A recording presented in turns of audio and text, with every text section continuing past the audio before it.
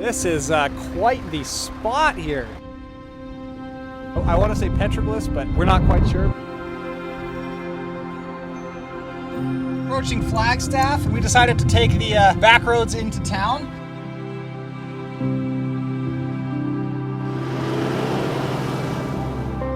I haven't seen another soul for miles and miles and miles.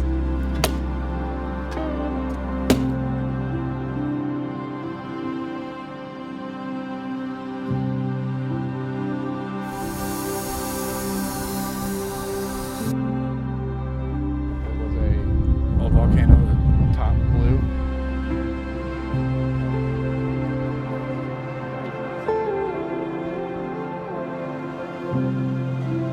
Today I got to drive the Grenadier for the first time.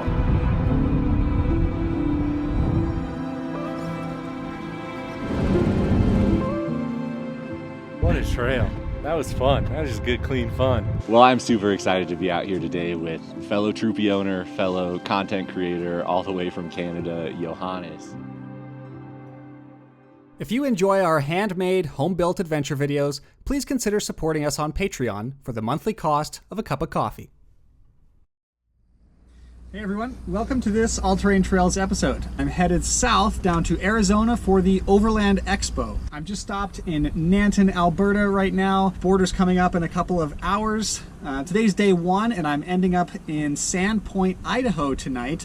It's a bit out of the way, straight south from Calgary to get to Flagstaff, but I really wanted to stop in Sandpoint to visit somebody that I've always wanted to meet. His name's Grafton, and he runs the Dirt Tourist, and they buy and sell mostly Toyota Land Cruisers and other old Toyota SUVs and trucks. So that's right up my alley. I really wanted to go visit him in his shop, and then it'll be on our way from there. We'll be making our way back into Montana, into Utah, and then ending up in Flagstaff, Arizona for the expo and to meet up with our good friend John. You guys remember John from our previous videos. Come along for the journey. It'll be a good one.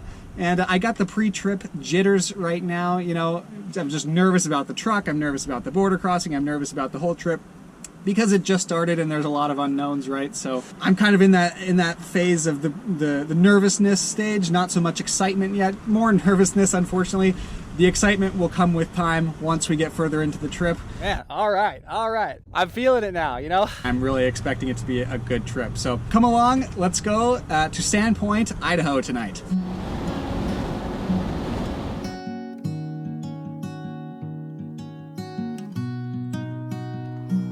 All right, guys, we successfully crossed the border.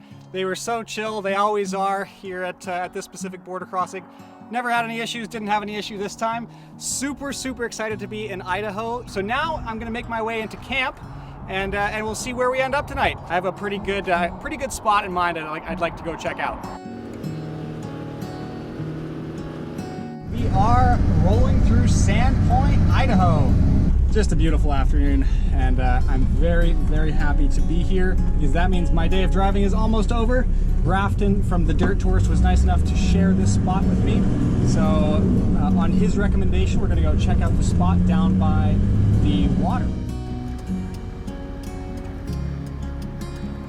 Just turning off the highway here onto this little dirt track. It's just an unmarked dirt turnoff here. See where this goes.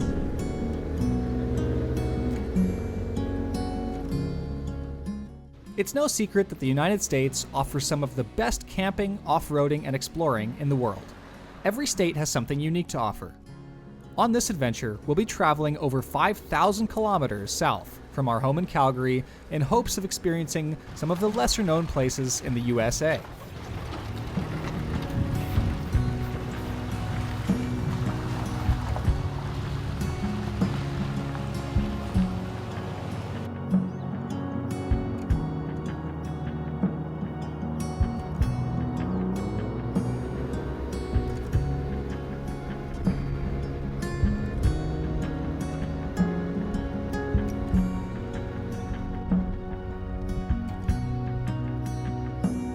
Well, holy moly, this is quite the spot here.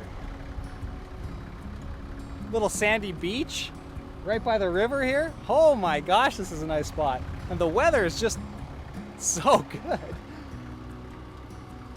Wow, that's a nice view. Oh, bug in the eye. I think I saw another little trail going off that way. I might pop back over there and see if there's more trails around here.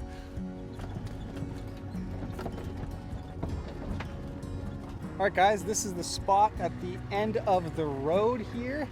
I like it a little bit more because it's less exposed than the first spot.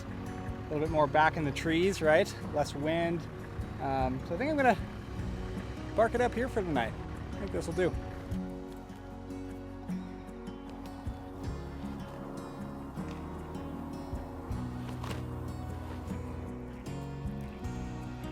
Got some tacos for dinner.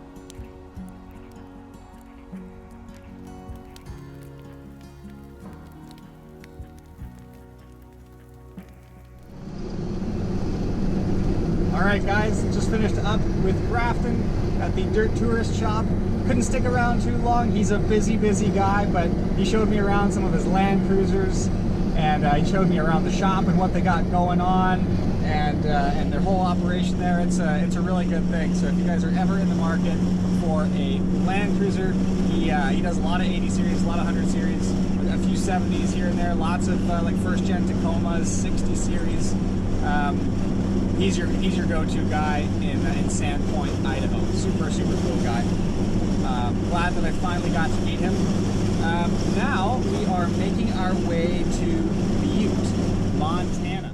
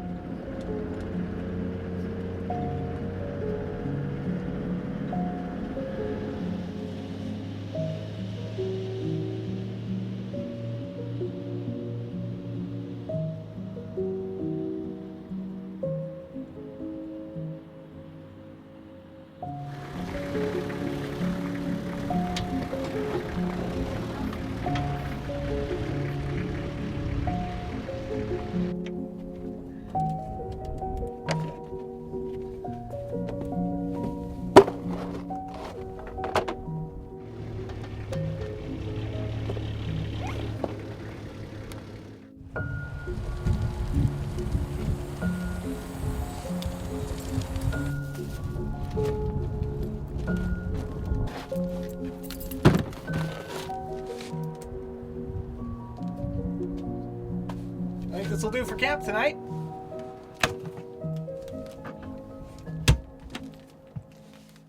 Another 3 hours and a bit to Salt Lake City.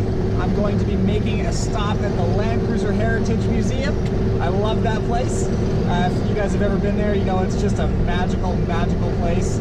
If you are interested in Land Cruisers or Toyota at all, it's just a wonderful place. We were there a few years ago, and I can't wait to be back.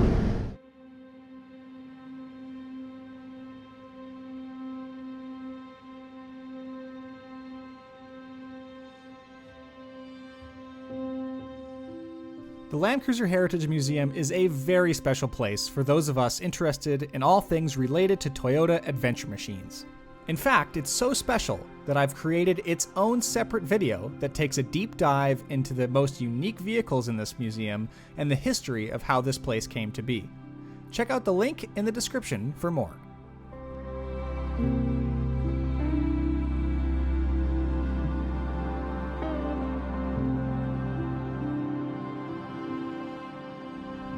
Hey guys, so last time we chatted, I was just at the Land Cruiser Heritage Museum, and right now, as you can see behind me, I am kind of out in the middle of nowhere. I'm right by Kanab, Utah. I think I'm saying that right. Right by Kanab. Stayed at Salt Lake City last night, and now I'm gonna go meet up with John right outside of Kanab. So, you know what? I always see these little turnoffs and dirt roads, or just, you know, small roads going off to somewhere. And I'm always curious about where they go, so I turned off on this road, and I haven't seen another soul for miles and miles and miles. This place is truly vast. It's incredible. This state is just so incredible. So I'm gonna drive down this road a little bit further, and then we're gonna make our way to Kanab and then meet up with John tonight. On my way back to the main highway, I pass a small dirt track turnoff and just can't help myself. This is one of those times curiosity gets the better of me, and before I can rethink my decision, the hubs are locked and the steering wheel is pointed down the trail.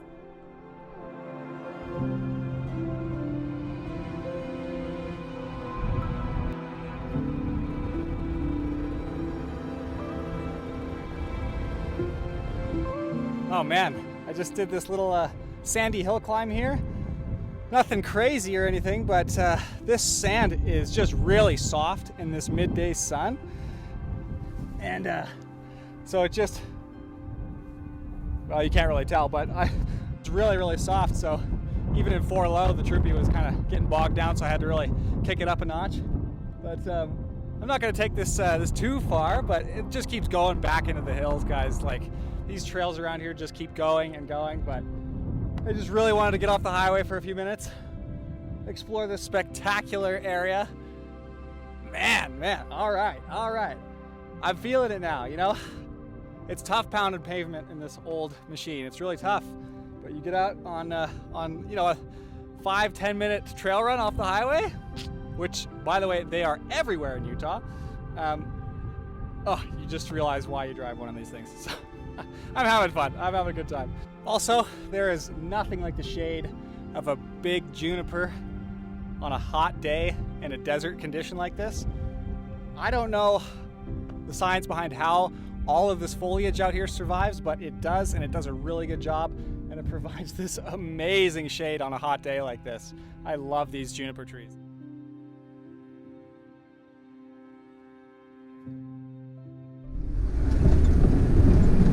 Alrighty, we are pulling into an area called Jacobs Lake.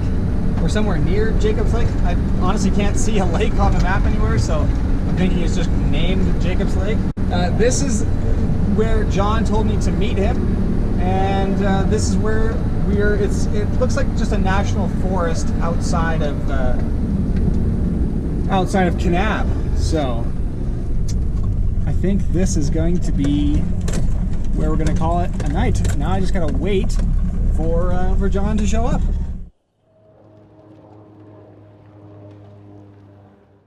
You remember John from our previous episodes? So we're gonna have some fun over the next couple days, and he's gonna show me around Arizona because he actually lives in Flagstaff. Yeah. So drove up after work. I've got the new rig. It's a super extensively modified 4Runner, as you can see. Yeah, no, it'll get the job done. We'll go out and do some exploring tomorrow on the way into Flagstaff, and then go to Expo. Should be sweet.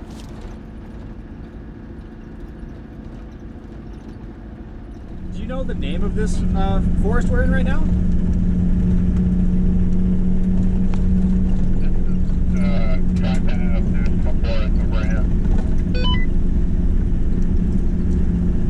Okay, nice. Yeah, interesting. It changed really quickly from Red Rock over in Kanab to some forest like this.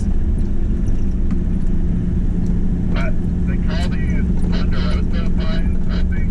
But yeah, it's very sporadic, just like all around Arizona. Yeah, I remember last year, one of my first nights we stayed in a forest like this. Yeah, definitely interesting. I was going to say, you want to check this out? Yeah, let's check out this little track, see where it goes.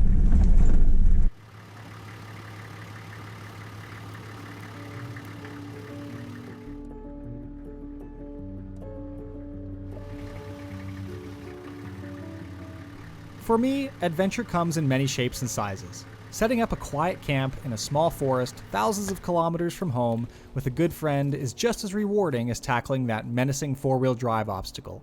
Quiet camp nights are some of the best.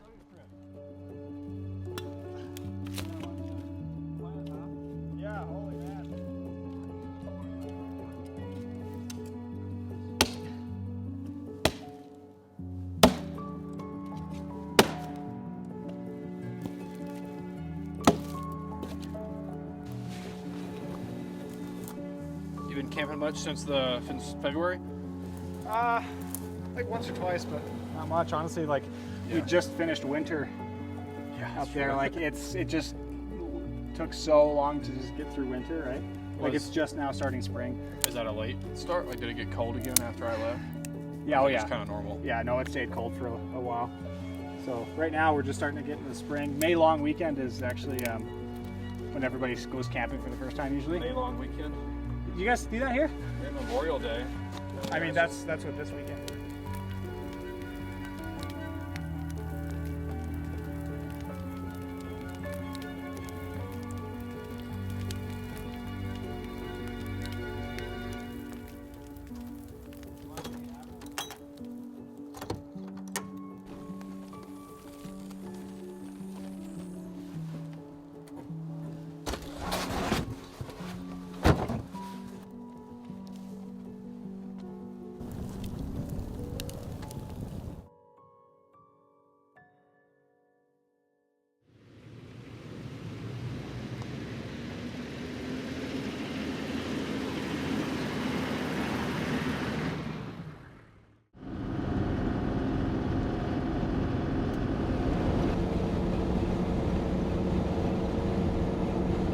So we camped in Kaibab National Forest last night. It's just full of those ponderosa pines. So really interesting place to camp. I'm always really surprised to see pine trees in Arizona because it's just not what I expected from a, mostly desert state. That's not what I picture, but anyway, it's really cool.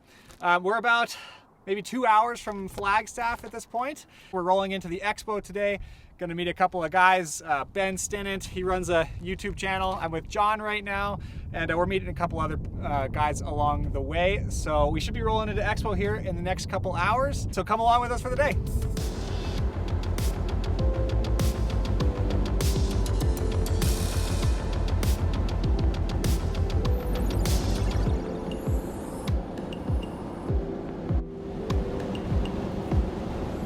Another little pit stop here at the Colorado River. We're at Lee's Ferry on the Colorado River.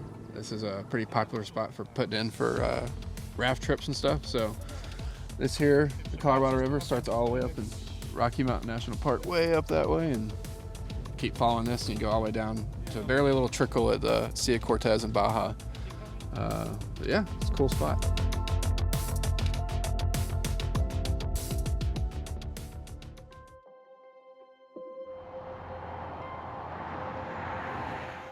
Alrighty guys, we're approaching Flagstaff and we decided to take the back roads into town. Just some gravel, service roads, with some washouts here and there. John said there's some interesting hills and stuff to check out in this area. We are really close to Flagstaff though, so gonna kind of burn off some time, check out these back roads into town. Just getting aired down now because they look a little rough. It's getting pretty warm, but the weather is still beautiful right now. So I can't believe we are almost there. Believe it or not, you can air down highway tires. It works just the same as AT tires.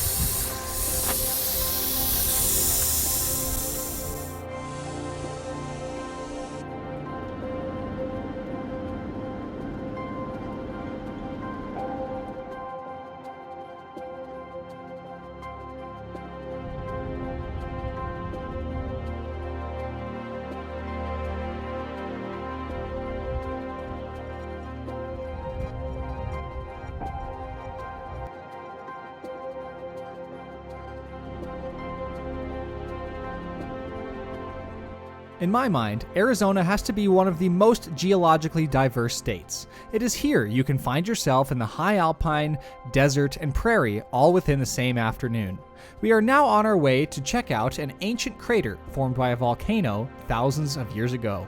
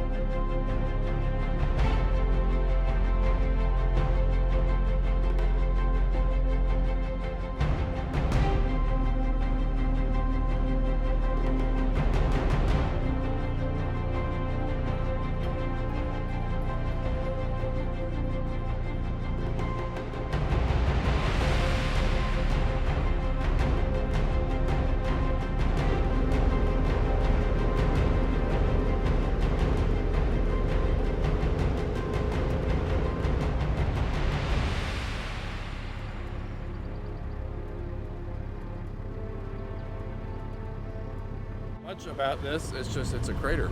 I don't really know much about it other than that, but it should be kind of cool. All right, we made it. I've seen all these like volcanic fields out here a lot on my maps, and we finally made it to one. So this one is called Colton Crater. It was a old volcano, the top blue. It's strewn with all this volcanic rock. That's because like a pumice texture on that side. This is all kind of molten looking. It's pretty sweet. But yeah, it's worth the drive and the little hike up here. It's pretty cool. Do they call them the cinders? These little small volcanic breakups. Yeah. That's what they salt all of our roads with in the winter. And so With that's this cinder stuff? That's why it's impossible to keep a windshield longer than like 2 months here. All right, well, what goes up must come down, and now we gotta climb down the face of this crater. So there's just zero traction, like just little marbles everywhere. Whoa! Guys, we did it. We are rolling into Flagstaff as we speak. Oh my gosh, it has been a long couple days here. My goodness. All right, we have a few errands to do, and then we're gonna make our way to the expo. I'm also excited to meet Ben Stinnett. I mentioned him earlier. I get to meet him and camp with him at the expo with John, so it'll be good.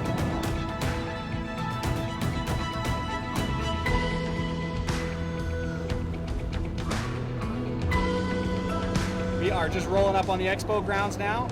Gonna go sign in and find a camping spot. We are camping on the grounds this year. Went last year, ended up not camping on the grounds. Wish we would have. Yes, it's pricey, and yes, there are a lot of people, but I would like to meet a lot of people, and I think this is a great place to do it. So, yeah, let's go get checked into Expo. The Overland Expo is an annual event that happens in Flagstaff every year. It is chock full of the industry's leading products and services, but better than that, it is bustling with like-minded people who have adopted vehicle-based travel as a way of life.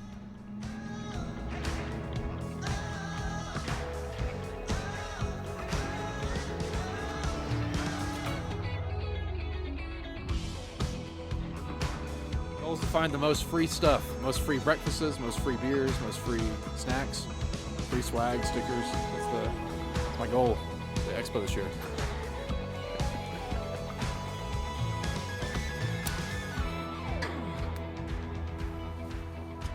Most free stuff.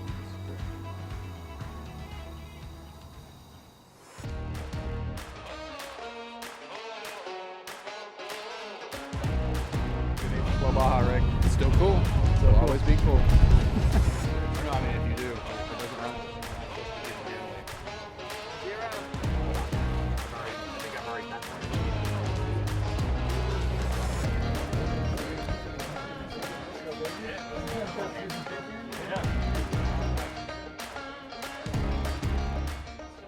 We spend the morning exploring the grounds, checking out cool new products, and listening to legendary stories of overland travel.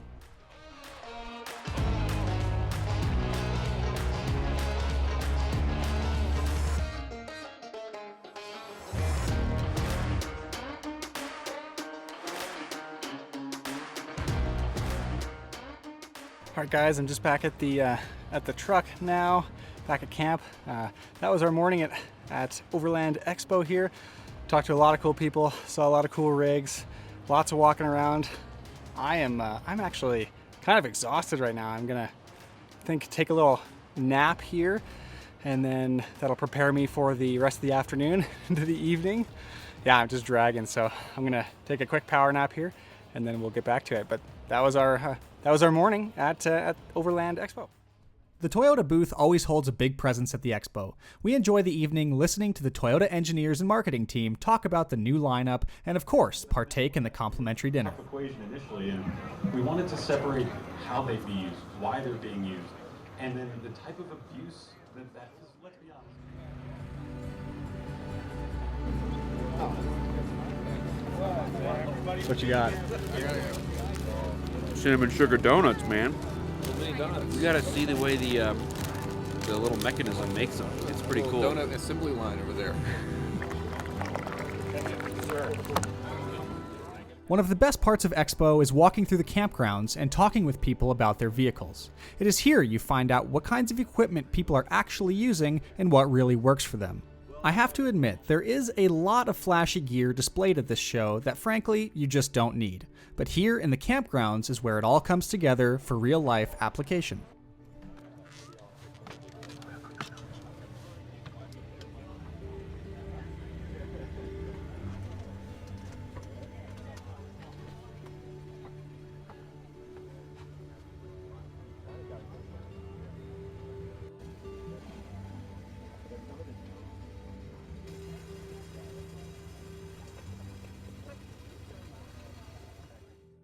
One of the biggest surprises the off-road and overland industry has seen in the past few years has been the creation of the Ineos Grenadier. A vehicle created in the imagination of Sir Jim Radcliffe to replace the aging Defender 110. The story goes that he approached Land Rover to discuss purchasing tooling for manufacturing for the 110 in hopes of keeping it alive. Land Rover denied the offer, so Sir Jim Radcliffe decided to create his own brand new 4x4. I have to say, if they ever decide to release a van-style version, it may be the replacement for our Troopy. Is like in the middle rather than like right in front of you, right? Expect it's just weird because usually you're used to seeing like all of your gauges right in front of you, but off to the side. I mean, I like it. It is cool. And these big panels up here, there's a lot of room. I don't know if you can see up there, but yeah, this is it feels really good quality. Like when you're sitting here, everything feels like really solid. It's I like the way that the seat hugs you. You know, it doesn't feel like you're in like a racer seat, but you feel gloved. But some funny things. It's funny, like the shifter is the BMW shifter because it's a BMW engine and transmission, so it looks a little out of place. But like, man, the knob on the differential, yeah, that's awesome. The airline buttons and like, I mean, you feel like a badass for sure. Oh, the like individual sunroofs. That's cool. That's what you were talking about, the panels. Yeah. And what do you think of that switch panel up there? This is awesome. Like, and there's obviously plenty of accessories for whatever dumb toys you want to have. You know, how can you make it feel more like you're flying in a jet? A jet, right? Yeah. We've got our climate control on the top row, including seat heaters on both sides and various zone controls. Obviously, your hazard lights in the middle. It's kind of fun. It's like half quirky and silly, but also it makes you feel good that it's got the bars. And then defrost and other climate control buttons. Those are some pretty like chunky buttons, eh? Chunky, very chunky. It's nice though. Like I'm a human factors guy, so you can't replace physical buttons. It's just a lot of manufacturers are trying to do that though, hey? Oh yeah, everything is on the screen. You see in the Tesla, everybody's like going like it's an Apple product, and no, man, this is a machine. This is a tool. It needs to have tool features. Right. We got to be able to touch it and feel it. John, what do you think of the Grenadier? I'm excited for tomorrow. It's pretty sick, man. So are you driving it with us? Yeah. We're driving it. It has two horns. It got the toot, and then it has a regular horn. Don't do it. That's the toot. For city streets, right? So overall, first impressions. I'm stoked, man. My favorite's got to be the toot button. It just says toot on it. And these. This is great. I wish I could put this in a van. You know. You could. But yeah, look, I'm wearing my big dumb hat, and plenty of space. You fit well. Let's go, man. That's the winch control. Don't you think? What? Yeah, you're right. In and out. Yeah, that's winch control. Rhino rack somewhere on here. Nice. It feels so like simple, like everything it's not you need, nothing there you is don't. a lot of buttons. It looks kind of like a freaking airplane. Yeah, but like we were saying, like they're actual buttons that you press. Yeah, well, I don't like this. In the interface design. All right, Bobby and I just signed up to ride in the Grenadier, actually to drive the Grenadiers tomorrow at 10:40. 10:40. All right, so we are going to drive one of these babies. Super excited. The remainder of the afternoon was spent checking out some of the coolest home-built camping machines and new vehicles to hit the market.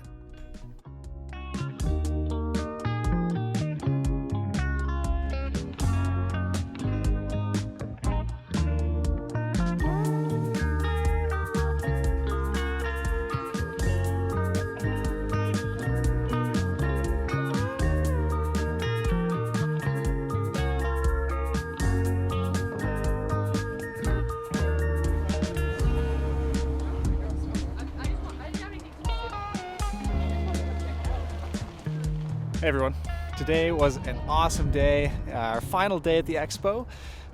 Did some cool stuff today. I got to drive the Ineos Grenadier for the first time on this closed test track. It was pretty cool. It was really cool. I was able to get the vehicle up on some relatively steep angles, really see what it can do. They took us over some sections where it would force the vehicle to lift a wheel, so you can kind of see what happens in a situation like that. Now, I mean, all things considered, you know, it was a closed track, so you have to keep that in mind. But I mean, just to be able to get in that vehicle and experience it, and you know, feel what it's like to press the accelerator and feel what the brakes feel like, and what it's like putting it into gear, and how the steering feels, how it handles bumps, and just the mannerisms of the vehicle. I was just really curious on that and how it would feel. And to be honest, I love it. I think it's a fantastic vehicle to enter the market. It just feels so solid. I don't know if you've ever been around the old G-Wagons. Now I say old because I don't find myself around the new G-Wagons these days, but the old G-Wagons were just so solid. You know, you would close the door and you could just feel how solid that vehicle was. The steering, you know, everything, the interior trim, everything was just such a solid vehicle, and the Grenadier really reminds me of that. It's good to say the interior, like I said, is just so solid. If I could come up with one word to describe the vehicle, it would be solid. Now, this being said, there is something about the vehicle that I didn't necessarily like, and I don't know if it's because I just am not used to this or what, but the one thing I did find a bit odd was the steering of the vehicle. Now, usually what I'm used to is when you have the steering wheel at full lock and you're you know, coming around a corner and you let go of the wheel, that wheel will self-correct itself and bring the wheels back to center. It doesn't do this in the Grenadier. When you let go of the wheel, it will self-correct a little bit, but you really have to bring that wheel back yourself. So I found I was kind of swerving around the obstacle course because I was just expecting that wheel to come back on its own, when in reality I needed to bring the wheel back. So I think it's something that you would get used to after a while, but it's something that I didn't love right off the bat, and like I said, it's probably purely because of the fact that I'm not used to it. But I mean, it is a very minor detail in the overall grand scheme of the vehicle. So that is it from the expo. Ben and I are headed north tomorrow to go explore some of northern Arizona. Gonna get out on the trails, get the Troopies out on some trails together. That'll be a lot of fun. It's been a lot of fun hanging out with Ben and chatting with him. And hopefully we'll get to do some really cool stuff with the Troopies tomorrow, so stay tuned. Oh guys, I am so excited right now. I got Ben behind me. We're on our way north out of Flagstaff. We just finished up a fantastic expo. Met so many amazing people. It was just very inspiring. Just a very inspiring place. To meet some like-minded people at the expo, so that's why I love going to those events. You know, you really meet some interesting characters. So super excited. Now Ben and I, like I said, are headed north out of Flagstaff right now. We got a couple days to burn here, so what we're gonna do is go find some trails around northern Arizona, and we kind of came up with this place called, I want to say it's White Pocket. I don't know much about the area, but John and Ben were talking, and they came up with that idea. So we're gonna go check it out, and hopefully find ourselves, like I said, some good trails to explore and some good camping tonight. So yeah, come along with us for the day. I gotta say, normally it's just me and myself with the Troopy, and I'm either surrounded by a bunch of Tacomas and 4Runners or, you know, other American vehicles. And I'm looking in the rearview mirror right now, and I got another Troopy behind me, and it is the coolest feeling, I gotta tell you, because Ben also owns the 75 series, and I'll let him tell you all about it a little bit later, hopefully when we get to camp. But like I said, it's just so cool to look at my rear view and have another Troopy behind me, and we're cruising down the highway together, albeit in the slow lane. Yes, of course, we're going very slow, but that's what these vehicles do, right? Northern Arizona is home to some spectacular trail systems. We lower tire pressures for the anticipation of rough roads ahead, then make a mile into the backcountry. John has given us some local knowledge of the area, and supposedly, this place is one of Arizona's best kept secrets.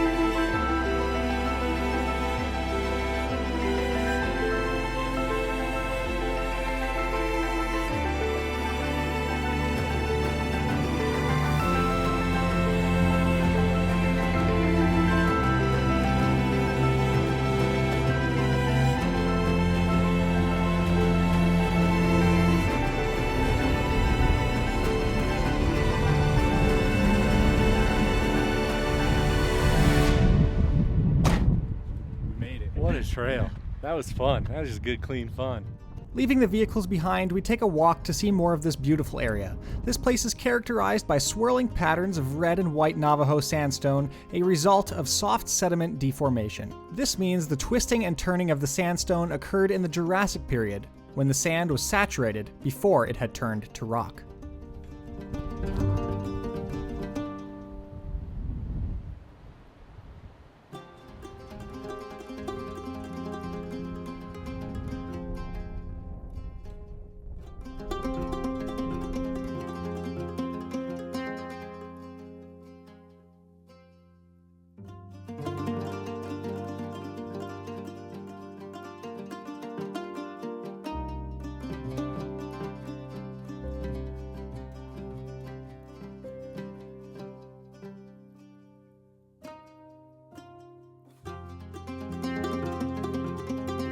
So we just took a walk outside the end of the trail, and we walked about a kilometer, and we found this cave. And on the side of the cave are these, I want to say petroglyphs, but we're not quite sure, but it looks like they were trying to tell a story of,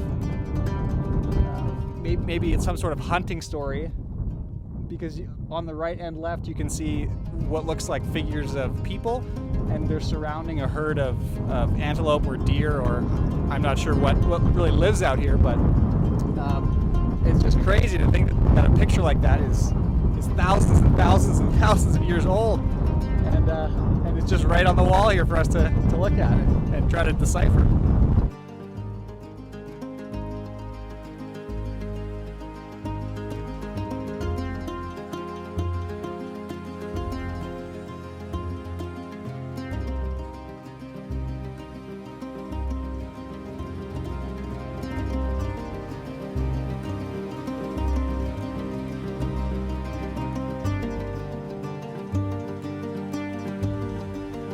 Hey there, I'm Ben. I'm living out of my Troopy full-time, originally from Arizona and most recently from California.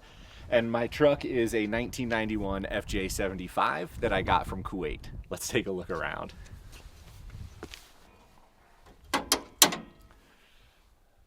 So since my Troopy came from the Middle East, it's got the 3F gas motor in it, which is a straight six carbureted,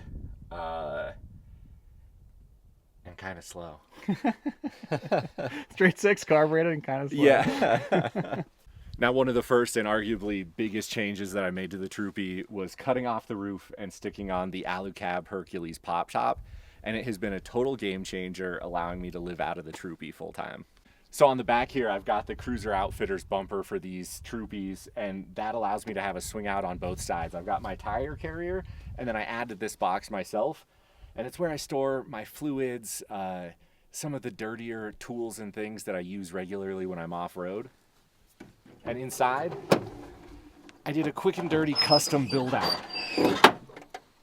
So using aluminum extrusion and plywood, I've built a couple of storage options in here.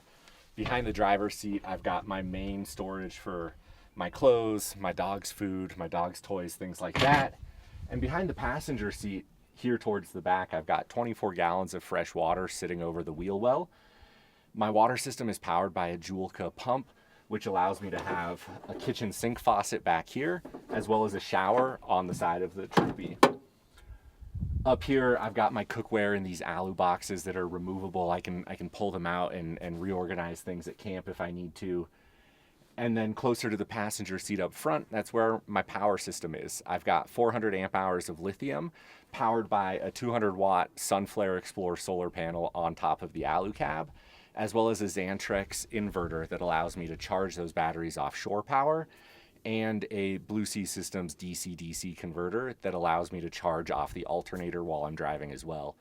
400 amp hours is more than enough power. It lets me run a lot of 12-volt appliances, keep phones and camera batteries and even my Starlink going pretty much full-time without ever worrying about how much power I'm using. So the goal for my build was really full-time travel from the outset of planning, and currently we're undertaking the Pan American Highway.